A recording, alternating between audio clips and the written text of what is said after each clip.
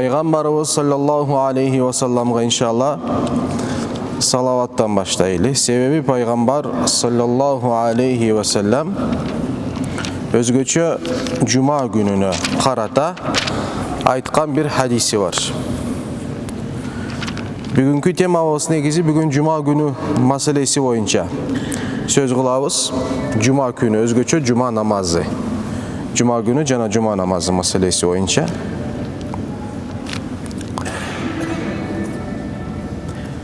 Эмне дейт Расулуллах саллаллаху алейхи ва саллам? Урматтуу жамаат, Аус ибн Аус бул хадисти риваят кылат. Пайгамбар саллаллаху алейхи ва салламдын мындай дегенин уктум дейт. Пайгамбар алейхиссалату вассалам эмне деди? Инна мин афдали айямикум яумал жумаати. Силердин эң фазилеттүү күнүңөр бул жума күнү болуп эсептелет. Жуманын ичиндеги күндөр деген сөз бул жерде.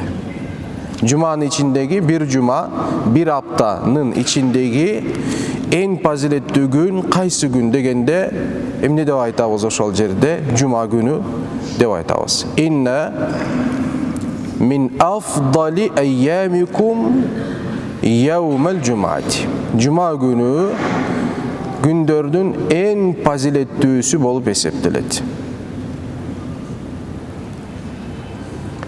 Fazilettүү деген сөздүн мааниси, урматтуу мусулман бир туугандар, Алла Тааланын даргөйүндө өзгөчөлүгү бар деген сөз. Алла Тааланын даргөйүндө эмне? Өзгөчөлүгү бар деген сөз. Ошол күндө башка күндөргө берилбеген, башка күндөрдө болбогон кээ-бир Алла Тааланын өзгөчө эмнелери бар? Өзгөчөлүктөрү бар. Башка күндөргө берилбеген. Ошон үчүн фазилеттүү деген сөздүн мааниси дегенде демек өтө маанилүү бир маселе бар бул күндө деген сөз. Эмне дейт? Инна мин афдали айямикум яумул жумаати. Фазилети эмнеде? Бул хадистерди өтөбүз иншалла. Азыр бир 4-5 хадис окуйбуз. Фа аксиру алейя минас салати фии. Ошондуктан бул күнү, жума күнүндө башка күндөргө караганда жума күнү мага көбүрөөк салават айткыла дейт. Misali bir Müslüman yok degende takır salavat okuvayım degen bir kişi, bir Müslüman günde 1000 jolu Peygamber'e salavat aytış gerek. Takır salavattın en tömönü günümdük 1000 jolu salavat aytış gerek. O bakıtta özün tanda. Kalasan biri oturup salavattı bir ayt, 1000'di tasbihini karma oturup, kalasan 100'dön böl, kalasan 500'dön böl, kalasan 200'dön böl. Biroq күндө bir Müslümandın yok degende 1000 jolu Rasulullah sallallahu aleyhi ve sellem'e salavat aytış gerek. Cuma günü olsa bundan köbürөөк aytış gerek. Oşon üçün Rasulullah ne deyt? Fa aksiru aleyye minas salati fihi. Cuma günündө maga salavatты köbөйткүлө deyt. Sebebi fa inna salatakum ma'rudatun aleyya. Sebep oşol cuma günü sizlerdin salavatыңар maga жеткирилет deyt Peygamber sallallahu aleyhi ve sellem. Cuma günü sizlerdin salavatыңар maga жеткирилет. Salavattan başlayalım. Allahumma salli ala Rasulina Muhammedin ve ala Ali Seyyidina Muhammed. Урматтуу мусулман бир тууганым, бүгүнкү темабыз жума күнү болуп эсептелет. Жума күнү жума намазы. Hadiste okuduk. Cuma günü meselesi boyunca Peygamber aleyhissalatu vesselam ne deptir? Gündörün en faziletlisi degen. Başka bir hadiste Resulullah aleyhissalatu vesselam mınday deydi. Hayru yevmin talaat aleyhi şemsu yevmul cumaati. Gün görgön, gün çıkkan, gündördün en jakşısı. Gün çıkate, gün görgön, gündördün en jakşısı yevmul cumaati, cuma günü bolup eseptilet deydi. Gün görbөгөн gün jok. Özü gün emne menen gün bolot, gündün çıgısı menen gün bolot. Oşol gün görgön, gündördün en jakşısı kaysı günde atat? Yevmul cumaati. Sebebi fihi hulika Ademu. Sebebi cuma gününde Adam aleyhisselam yaratılgan. Ve fihi udkhilal cennete. Cuma gününde Allah subhanahu wa ta'ala Adam aleyhisselam'dı beyişke kirgizgen. Ve fihi uhrice minha. Oşol cuma günde Adam aleyhisselam'dı beyişten çıkargan. Başka rivayatlarda cuma gününde Adam aleyhisselam yeryüzüne düşürülgen. Dep aytılat. Cuma gününde kıyamet bolot. Dep aytılat hadislerde.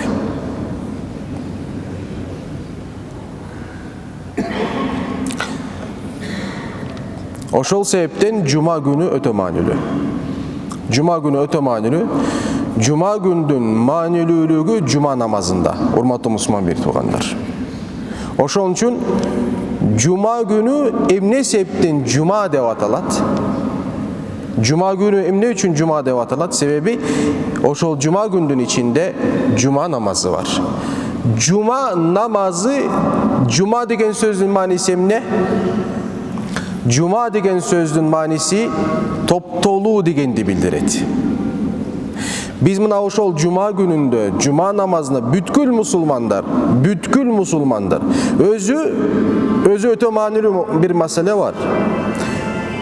Üzürsüz, sebepsiz cuma namazdı 3 jolu katar menen taştagan insandın jürögü möörmenen basılat degen hadis var. Бұл жерде екі мани çıkargan alımlar.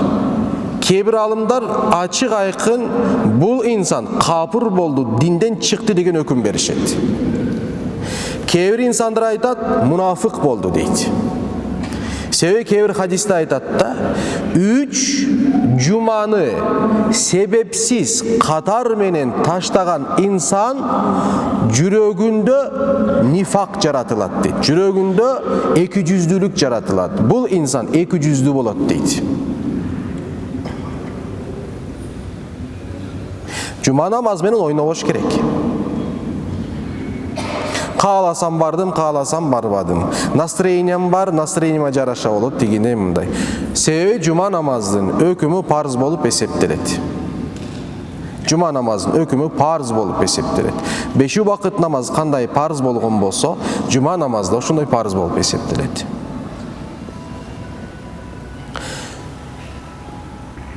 Negizi dünya boyunca Müslümanlar alamında cuma gününde, cuma saatinde bir de erkek uyda kalbaş gerek. Şafii mazhapta olsa ayal da kalbaş gerek. Düşünüp atasızlar mı? Bizde Hanafi mazhapta ayallarga cuma namaz parz bolup esептелбейт. Şafii mazhapta olsa ayallar da cuma namazga barıp cuma namazda okuş gerek bolup kalat. Алардын moyunda parz bolot. Ошон үчүн Şafiilerde erkek de ayal da cumaga barışat. Kadimkidey. Бұл öte manülü. Sebep cuma gününde Müslümanlar bir yerge toptoluş gerek. Toptolu öte manülü.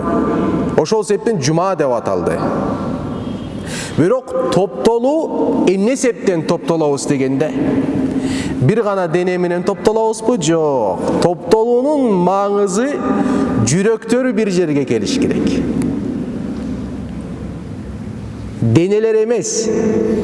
Мүмкін сен азыр денең менен отурасың мына. Могу жерде 4-5 киши отурат, бири-бири катар менен. Бирок эмне?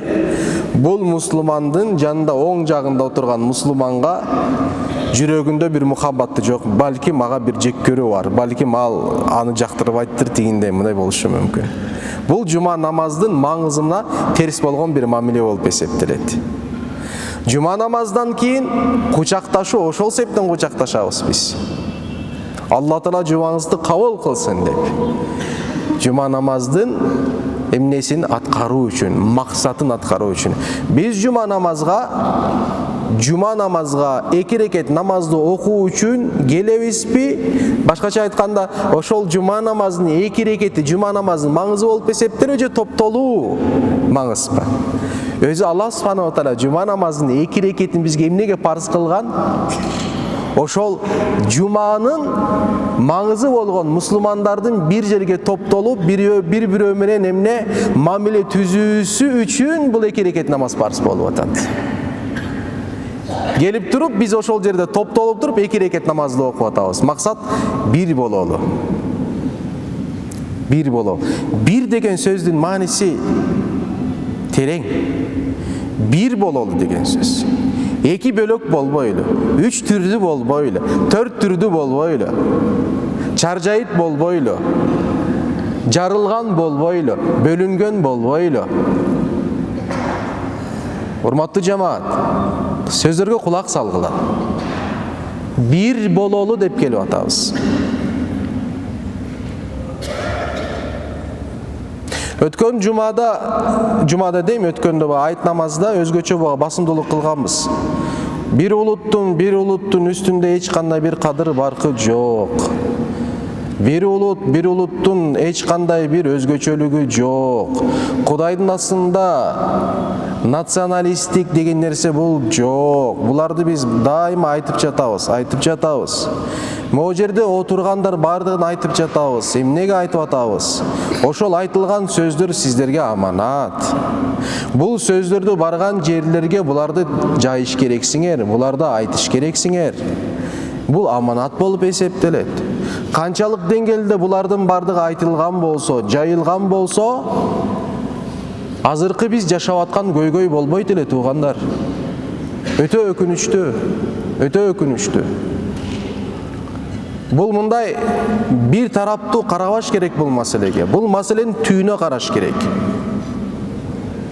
Эгерде мен өткөндө айткам, кичинекей баягы жашка жетелек балдар сыртта чыгып туруп, кайсы иш менен алектенип жаткан болсо, озундан кайсы сөз чыгып жаткан болсо, кандай кыймыл аракет кылган болсо, демек ошол үйдө ошол маселе приоритеттүү деген сөз. Эгерде бирөө чыгып алып туруп, бирөө менен мушташып аткан болсо, демек үйдө атасы отуруп алып туруп үйрөтөт баласын. Түшүнүп атасыңарбы? Сен эркексиң, сага бирөө сүйлөдүбү, ошол жерде ответин бериш керексиң. Ответти бербесең сен баба деп атасы ошол жерде кылышы мүмкүн, катыңсың деп баласын мээсине коюп атат. Же туура эмес сүйлөп атам, айткылачы. Ия, ошол себептен сен өзгөчөсүң. Тиги улут, булар адам эмес, адам биз. Биз адамбыз. Биз тигиндейиз, булар тигиндей дегенден кийин бүттү. Сен балаңды уже эмне кылдың? Багыт берип койдуң, бүттү, багыттап кетти. Аталар өзгөчө үйдө сүйлөгөндө оозуңарды карап туруп сүйлөгүлө. Ар кайсылар сүйлөп бербегиле. Сыртта сен сүйлөй албайсың да нерсени. Коркосуң сен сыртта чыгып алып туруп паланча улут мындай, же паланча деп сен сүйлөй албайсың. Духуң жетпейт сенин. Түшүнүктүүбү? Духуң жетпейт. Бирок үйгө кирип алганда барекеттин бардыгын сүйлөйсүң үйдө. Себеби кожоюн сенсиң да. Ал жерде мындай балдар, сен ошондой пикирде болсоң, жинди пикирде болсоң, сенин балаң да ошондой жинди пикирде болуу деген бир шарт барбы, айнанайын? Бул ата-эненин тарбиясыздыгы. Биздин балдардын катаалары бул биздин тарбиясыздыгыбыз. Унутпаңыздар буну. Биздин Биздин балдарыбыздын көчөдө тентип, биздин балдарыбыз көчөдө надандык кылып, барып аракка берилгендиги, башка нерсеге берилгендиги, мына 7-класс балдар арак ичип жүрүшөт мисалы. Мен 100% берем, ошонун атасы алкаш. Бирөө бар, некультурный алкаш бар, бирөө культурный алкаш бар. 100% бирөө ошонун атасы экөөдөн бирөөсү болот. Же культурный алкаш, же некультурный. Некультурный көчөдө жатып жүргөн алкаш. Культурный болсо билгизбей тигиндей мындай кылып эле цивильный ичет да. Кечиресиңер.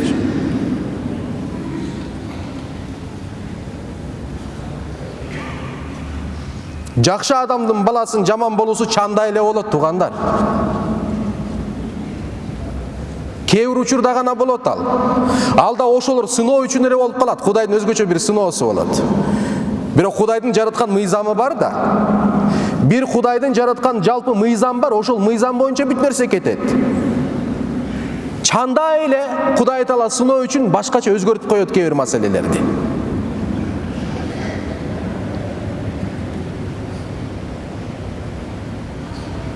Айткан нерсем, өзүмчүл болуп калдык биз. Өзүмчүл болуп калдык. Өзүмчүл деген сөз түшүнөсүздөр да иншалла. Өзүмчүл деген сөздүн мааниси мен бармын,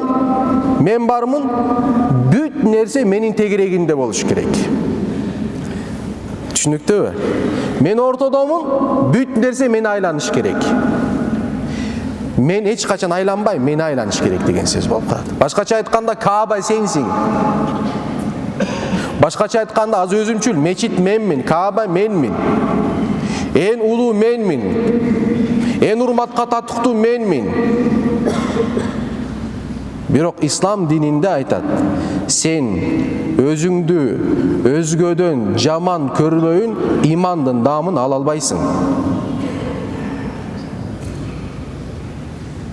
Өзүңдү өзгөдөн ылдый көрмөйүн, имандын даамын албайсың. Аллахка болгон кулчулуктун маңызын жаша албайсың. Бирок бул сөздөр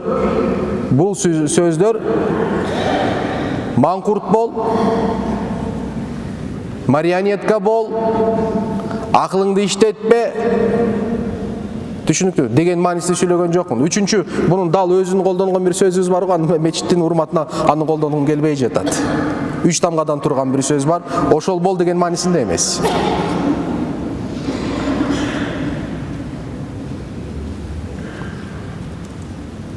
Кудай сактасын. Кайда кетип баратабыз билбейм.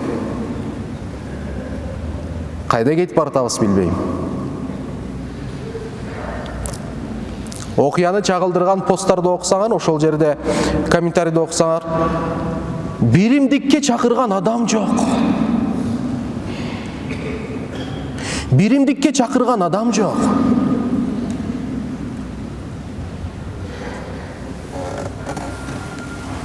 Тынчтыкка чакырган адам жок. Толеранттуулукка чакырган адам жок. Кечиримдүүлүккө чакырган адам жок.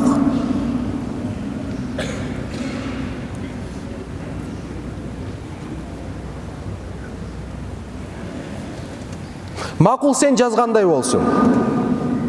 Бытыраталы, өлтүрөлү, жок кылалы, кыйраталы, бүт нерсе кылалы. Гарантия барбы сенин үй бүлөңө, сенин жакындарыңа ошол зыяндын тийбей тургандыгын гарантиясы барбы? Эки тараптуу болот да, тууган. Макул сен чыктың. Негативдүү бир позицияны кармап атасың. Жок кылыш керек, тигинтиш керек, минтиш керек деп атасың. Бирок ошону ким кылат? Эгерде сен ошондой айтып туруп, ошол топтун ичинде болбосоң, сен провокаторсың. Сен айтып туруп, ошол топтун ичинде болбосоң, сен капырсың. Сен капырсың сен.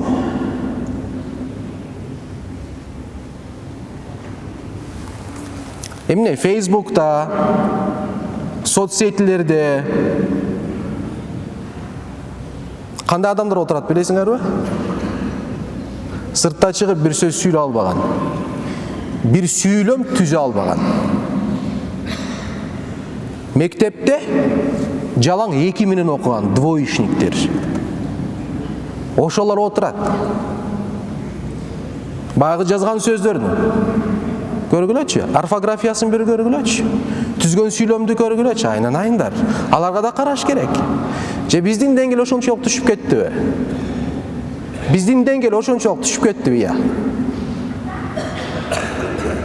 Анда эмнеге 11 жыл мектепте окуп атасың сен? Бир сүйлөмдү туура жаза албасаң. Айтчы ошон.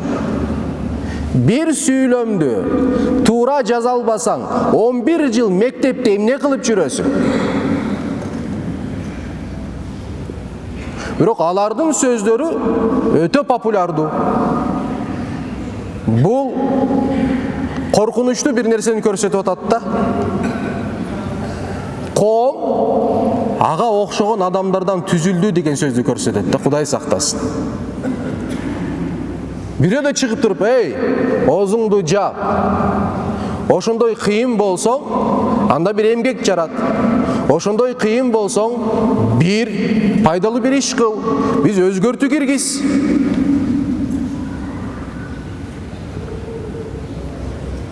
Ошон үчүн мен силерди чакыраарым, туугандар. Бул интернет деген балекетке көп ишене бербегилечи. Ал жер жазылган сөздөр көп маани бербей эле койгулачы. Экинчи тарап. Кыргызстанда СМИ массалык маалымат каражаттары, урматтуу бир туугандар, булар Кудайдын астына суракка жоопко тартылат. Кылган иштери гыйбат. Берген кабарлардын бардыгы жалган. Көбү заказ менен болот. Журналистиканы окуган балдар өзү келип мага айтышкан да, өздөрү мага айтышкан. "Устаз, биздин профессиябыз бир аз кооптуу" дейт. Эмне болду? Устаз дейт, дамыла дейт, бизге ачык эле айтайын, жалган сүйлөшкө, жалган жазышка үйрөтүшөт дейт. Карасаңар.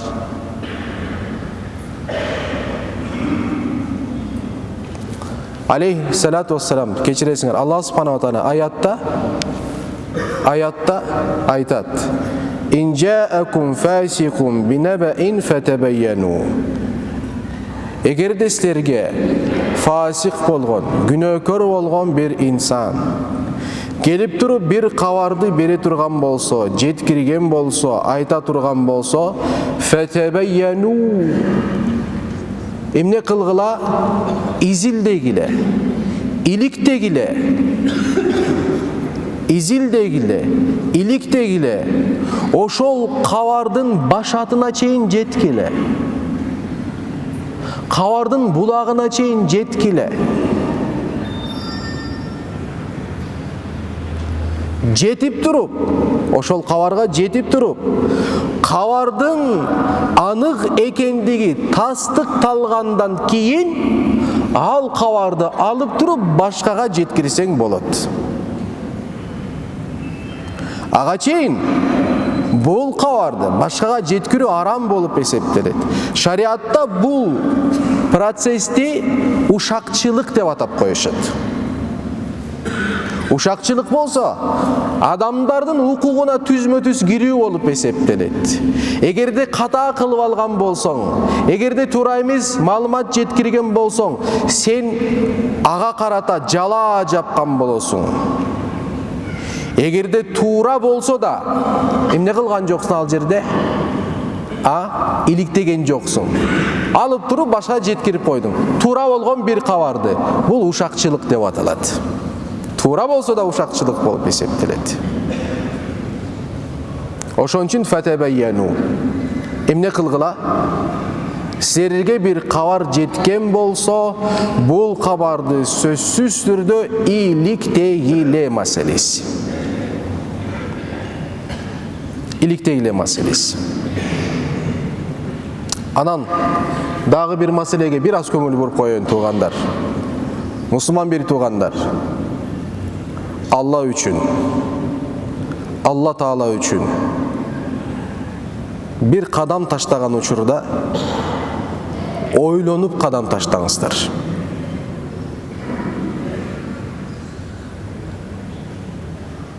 Ойлонуп кадам таштаңыздар. Bir söz сүйлөгөн учурда ойлонуп сөз сүйлөңүздөр. Ойлонуп сөз сүйлөңүздөр.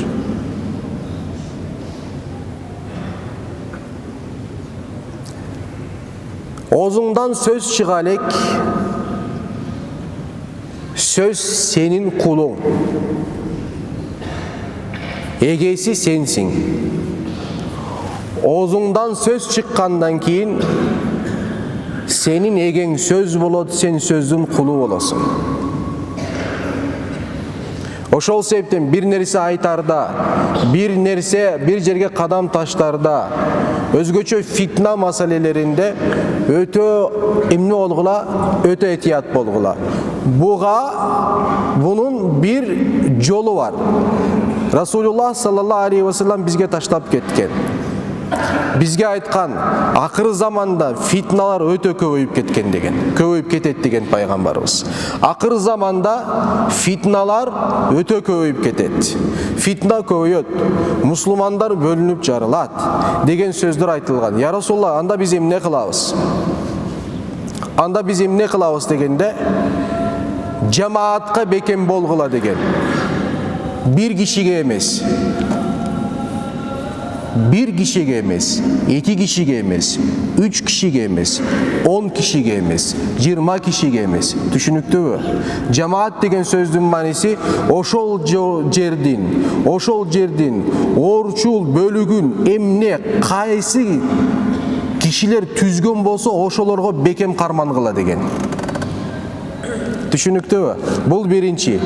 Эгерде андай болуп кетсе, жамаат болбой тургандай деңгээлде бөлүнүп, жарылып кетишкен болсо, эмне кылабыз дейт. Башкача айтканда, могу жерде азыр 5000 киши бар мисалы. 5000 кишиден 4000'i bir тарапта, 1000'i bir тарапта. Bir маселеде кимге биз кошулуш керекпиз? 4000'e кошулуш керекпиз. Пайгамбардын буйругу. Бирок андай болбой калды. 5000 бар, 1000 биякта, 1000 биякта, 1000 биякта, 1000 биякта, 1000 биякта. Кимге кошулабыз анда? Я Расулуллах дегенде, кылычыңды сындыр, үйүңө ичине кирип алып тур, үйүңдөн чыкпа дейт пайгамбарыбыз.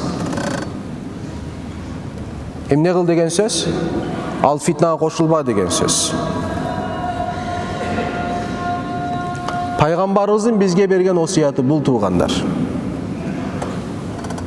Баягы орозо маселесинде өтө чоң ката кылдык. Биздин эмелерибиз бар, жетекчилерибиз бар. Мойнуна алган алымдарыбыз бар бул маселени. Чыгып алып ошол алымдарды соцсеттерде мунафык булар. Мамлекеттин марионеткалары булар. Алымда силерге кызмат кылып атат. Алым силерге намаз окутуп атат. Алым кутбага чыгып кутба окутуп атат. Алым силердин жаназаңарды окуп атат. Алым силерге Кураныңар барып туруп, Кураныңарды өзүң Куран окуй албайсың, чакырасың. Куранды окуп сага дуа кылат. Алым сага кызмат кылат. Сен ага айтканың мунафык, булар марионетка, булар кечиресиң.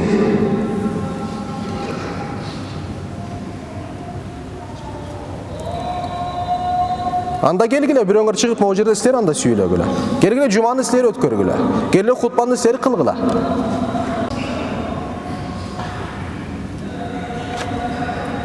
Муфтий толуп кетти. Шариатты билген өтө көп. Бирок бир да Аллах үчүн ачып туруп Ханафи мазхабтын бир ошол орозо маселесин ачып туруп окуп, түшүндүргөн адам жок, билесиңерби? Адам жок. Бирок менин оюм боюнча деп сүйлөт. Шариат сенин оюң боюнча түшкөн эмес. Шариат Аллахтын китеби боюнча, пайгамбардын сүннөтү боюнча келген. Мен оюм боюнча боло турган болсо, могу жерде 5000 адам отурабызбы? Эгерде бир маселеде биз менин оюм боюнча дейт сүйлөй турган болсок, буякта бир дин эмес, 5000 дин болот. Бир дин болбойт, 5000 дин болот. Урматтуу бир туугандар, азыркы сөздөрдүн маани маңызы бир. Келгиле. Bir bololu. келгиле бир жамаат бололу, келгиле ынтымакта бололу, келгиле акыры башыбызда болгон биздин жетекчилер бар, аларга баш ийеле. Сен үйдө ата болуп туруп, сенин балаң сага баш ийбесе, сенин аялың сага баш ийбесе, өзүңдү кандай сезесиң? Керексиз сезесиң. Мен анда бу жакта эмне кереги бар могу жерде? Үй бүлөдө мага баш ийишпесе, айткан сөзүмдү макул дебесе, эмне кереги бар? Ата болсо ата. Айтат да, мен Алланын астында суракка тартылам, аялыман да суракка тартам, балам да сурактар. Бирок аялым мени укпаса, балам укпаса, эмне кереги бар аталыктын? Ошондой эле сезгиле бул маселе.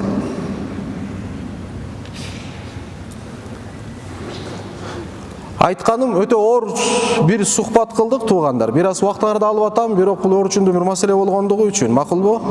Тиякта биякта пост жазбагыла. Колуң кычышса да сабыр кылчы, жазбай эле койчу ал жерге. Эч кимди жамандабай эле кой. Акыйкатты сен билбейсиң. Бир нерсе айтайынбы? Акыйкатты билбейбиз биз. Кошунанын үйүндө жаңжал чыгып кете турган болсо, барып кошунанын үйүнө кирип туруп, акыйкатты ал жерде таба албай чыгып кеткен учурлар толтура болот мисалы. А сен болсо ошол жалган менен толуп кеткен Facebook'тан, жалган менен толуп кеткен YouTube'тан, жалган менен толуп кеткен массалык маалымат каражаттардан ошого бул маалыматтарды алып туруп, ошол маалыматка жараша бекер күнөөгө кирип атасың. Аят сага бир кабар келген болсо, ошону эмне кыл? Иликте деп атат. Иликте деген сөздүн мааниси ошол кабардын булагына жет дейт. Макулбу? Булагына жет дейт. Булагына жетип, иликтеп, натыйжага барып туруп, анан айтуу укугума. Ошондо да тыйылсаң жакшыраак болот деген söz. Subhana rabbika rabbil izzati amma yasifun ve selamun alel murselin. Elhamdülillahi rabbil alamin ve rahmetike ya erhamer rahim.